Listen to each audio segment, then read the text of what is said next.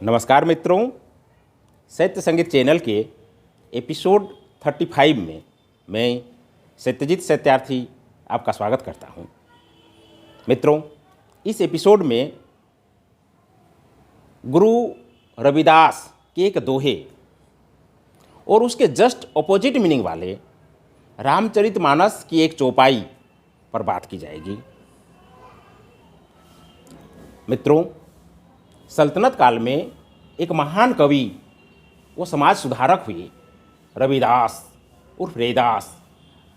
उनका जन्म एक ऐसे परिवार में हुआ था जो जानवरों के लेदर से, उसके चर्म से जूते आदि बनाने का कार्य करते थे।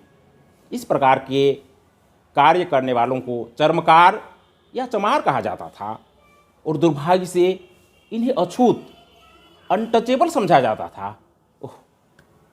19वीं सदी में कार्ल मार्क्स ने इस दुनिया में समतामूलक समाज बनाने का एक ठोस ड्राफ्ट खींचा और उसने इसे पूरी दुनिया को बताया। परंतु इससे कई सदी पहले हमारे भारत में गंगा नदी के किनारे बनारस में गुरु रविदास ने समतामूलक समाज का सपना देखा था और कार्ल मार्क्स, जिसे समाजवाद का नाम दिया था, उसे रविदास ने बेगमपुरा का नाम दिया था। और मित्रों, इसी व्यवस्था को महात्मा गांधी ने राम राज्य कहा था। कुछ भिन्नताओं के साथ मूल रूप से ये सभी चीज़ें एक ही थी। रैदास कहते हैं, रैदास बाभन मत पूजिए जो होए गुणहीन, पूजिए चरण चंडाल की जो होए गुण परवीन। इसका अर्थ इस प्रकार से है। रैदास कहते हैं कि बाभन अर्थात ब्राह्मण मत पूजिए, जो होए गुणहीन अर्थात जो गुणहीन हो। वे आगे कहते हैं, पूजिए चरण चंडाल की अर्थात चंडाल के चरण को पूजिए, चंडाल के पैरों को पूजिए। जो होए अर्थात जो हो, गुण परवीन अर्थात मेरिटोरियस, स्किलफुल, क्वालिफाइड।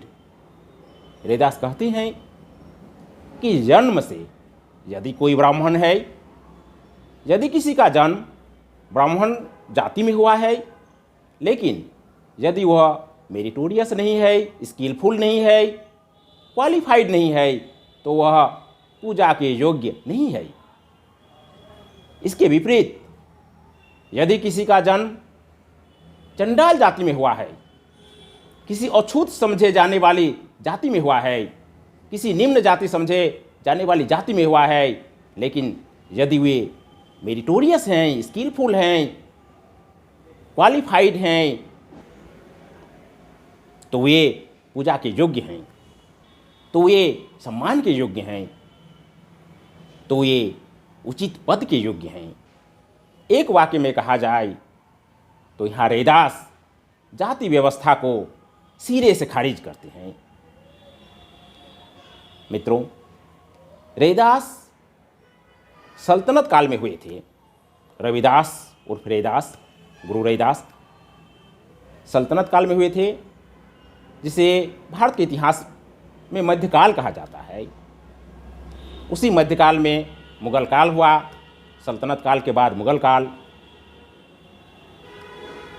और मुगल काल में अकबर के समय एक महान कवि हुए, गोस्वामी तुलसीदास।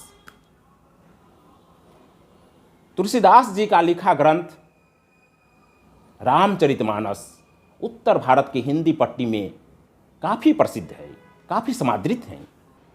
रामचरितमानस के अरण्य कांड में एक कबंध उद्धार प्रसंग है। कबंध एक राक्षस था जो पूर्व जन्म में गंधर्व था। ऋषि दुर्वासा के अभिशाप से वह कबंध राक्षस बन गया था वो राम के तीर से वह राक्षस वापस गंधर्व बन जाता है, उसे मुक्ति मिल जाता है। जब कबंध राक्षस उर्फ गंधर्व राम को दुर्वासा के क्रोध और अभिशाप के बारे में बताकर अपना दुख प्रकट किया, तब श्री राम उसे कहते हैं, सापत ताड़त परुष कहंता विप्र पूज्य अस गावहि संता पूज्य विप्र शिल गुणहीना शूद्र न गुणगण ज्ञान प्रवीणा। इसका अर्थ हुआ, शाप देता हुआ, पीटता हुआ और कठोर वचन कहता हुआ भी ब्राह्मण पूजनीय है, ऐसा संत कहते हैं। शील और गुण से हीन भी ब्राह्मण पूजनीय है और गुणगणों से युक्त और ज्ञान में निपुण भी शूद्र पूजनीय नहीं है। रामचरितमानस की इस चौपाई में कहा गया है कि विप्र अर्थात ब्राह्मण हर स्थिति में पूजनीय है, हर स्थिति में वे सम्मान के लायक हैं, चाहे वे किसी को अभिशाप दें, चाहे किसी के साथ मारपीट करे, चाहे किसी को कठोर वचन कहे, वे हर स्थिति में पूजनीय हैं, ऐसा संत गाते हैं, ऐसा संत लोग कहते हैं। विप्र चाहे शील गुण से हीन हो, चाहे वे मेरिटोरियस न हों, स्किलफुल न हो, क्वालिफाइड न हों, तो भी उन्हें पूजा जाना चाहिए। और शूद्र अर्थात सो कॉल्ड लोअर कास्ट के लोग यदि गुण संपन्न हो, ज्ञान में प्रवीण हो, मेरिटोरियस हो, स्किलफुल हो, क्वालिफाइड हो, तो भी वह पूजनीय नहीं है, तो भी वह सम्मान के हकदार नहीं है। यहाँ तुलसीदास रैदास की बात को पूरी तरह से उलट देते हैं और राम के हवाले से, नायक के हवाले से, भगवान के हवाले से जाति व्यवस्था को, इस अन्यायपूर्ण व्यवस्था को मजबूती प्रदान करते हैं। मित्रों, यहाँ ध्यान दिया जाना चाहिए कि ऐसा भी हो सकता है कि यह चौपाई महान कवि गोस्वामी तुलसीदास ने न लिखी हो और बाद में किसी ने संभवतः ब्राह्मणवाद को मजबूती प्रदान करने के लिए रामचरितमानस में इसे प्रक्षिप्त कर दिया हो। Raidas says that don't worship that Brahmin who has no virtues, rather worship the feet of that so-called lower caste person who has virtues.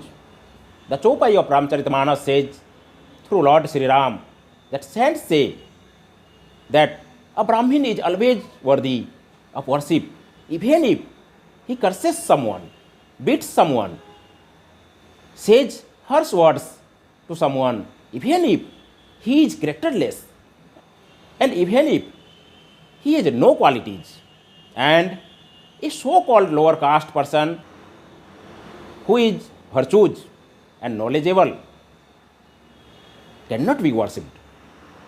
मित्रों, इस प्रकार से गुरु रविदास ने जाति व्यवस्था को चुनौती देते हुए समाज को आगे बढ़ाने के लिए जो क्रांति की, उसे रामचरितमानस के इस चौपाई ने, आप कह सकते हैं कि एक प्रकार से प्रतिक्रांति कर, उस क्रांति का विरोध कर, उस क्रांति के विरोध में इसे दर्ज किया गया, इसे आगे बढ़ाया गया और समाज को जो आगे बढ़ रहा था उसे रोक दिया गया, समाज को आगे बढ़ने से रोका गया। तो मित्रों, आइए हम सब मिलकर पुनः उस क्रांति को, रैदास को नमन करते हुए आगे बढ़ाएं और इस समाज को एक समतामूलक समाज में बदलने का प्रयास करें। धन्यवाद।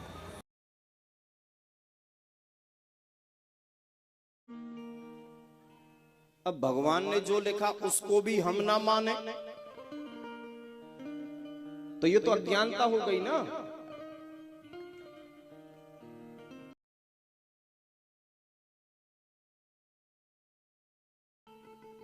तो पूजिए विप्र सकल गुणहीना और शूद्र न गुण गण वेद प्रवीणा। शूद्र चाहे कितना भी वेदों का ज्ञाता क्यों ना हो, शास्त्रों का ज्ञाता क्यों ना हो, शूद्र कभी पूजनीय नहीं हो सकता।